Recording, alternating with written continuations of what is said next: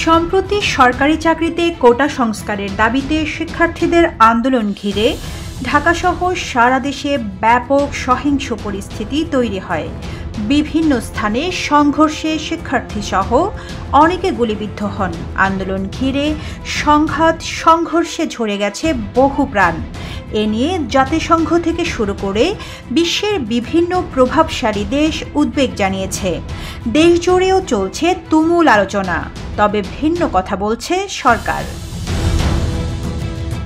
সচিবালয়ে বৃহস্পতিবার কোটা সংস্কার দাবির আন্দোলন ও তার পরবর্তী ঘটনাপ্রবাহ তুলে ধরেন তথ্য ও সম্প্রচার প্রতিমন্ত্রী মোহাম্মদ আলী আরাফাত। তিনি বলেন, কোটা সংস্কার আন্দোলনকে কেন্দ্র করে সহিংসতা দমাতে পুলিশ, র্যাব, বিজিবি কাউকে গুলি করার অনুমতি দেওয়া হয়নি, তবে তাদের সংবিধান এবং আইন রক্ষার কাজ করতে হয়েছে। যমুনা রেফ্রিজারেটর, খাবার ফ্রেশ তো লাইফ জম্পেশ। ক্ষেত্র বিশেষে কেউ কেউ মাঠে আইন ভাঙেননি তা অস্বীকার করছেন না জানিয়ে প্রতিমন্ত্রী বলেন, পুরো পৃথিবীতে এ ধরনের ঘটনা ঘটে। সরকারের দায়িত্ব যারা আইন ভেঙেছে, অন্যায় করেছে তদন্ত করে তাদের বিচারের মুখোমুখি করা। এ সময় তথ্য প্রতিমন্ত্রী বলেন, সরকার দ্ব্যর্থহীনভাবে বলতে চায় আইনের প্রয়োগ ঘটবে শুধু সন্ত্রাসীদের ওপর।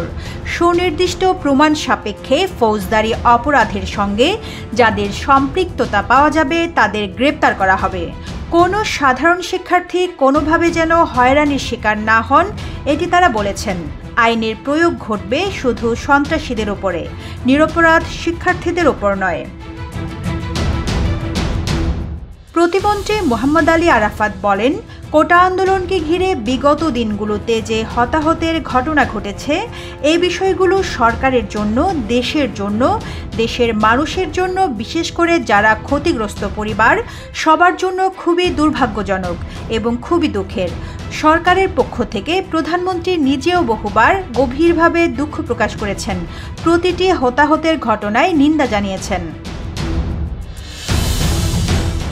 স্বাধীন বিচার বিভাগীয় তদন্ত কমিশনের মাধ্যমে প্রতিটি হতাহতের ঘটনা তদন্ত করে দায়ী ব্যক্তিদের আইনের আওতায় আনা হবে জানিয়ে প্রতিমন্ত্রী বলেন, এক্ষেত্রে প্রয়োজনে বিদেশি কোনো বিশেষজ্ঞের সহায়তা নেওয়া হবে।